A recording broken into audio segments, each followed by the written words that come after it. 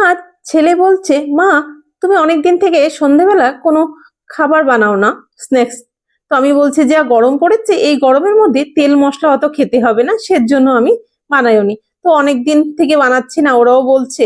তো আজ কি বানাবো? তো ঘরে চিকেন এনেছিল, তো কিছু দুটো বোনলেস চিকেন আমি রেখে দিয়েছি।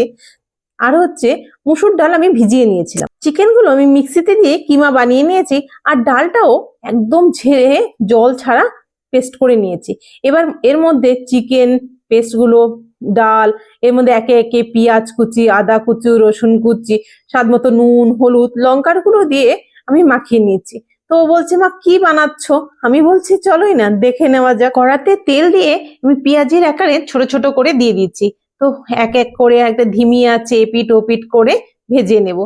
গরম গরম সন্ধ্যাবেলা চা বা কফির সাথে বা বাচ্চাদের সসের সাথে খেতে ভালো লাগবে চিকেন পেঁয়াজি। এমনি তো সবসময় ডাল পেঁয়াজি খাওয়াই হয়, আজ মনে হলো চিকেন পেঁয়াজি খেয়ে দেখো কেমন লাগে। গরম গরম ভীষণ ভালো লাগে।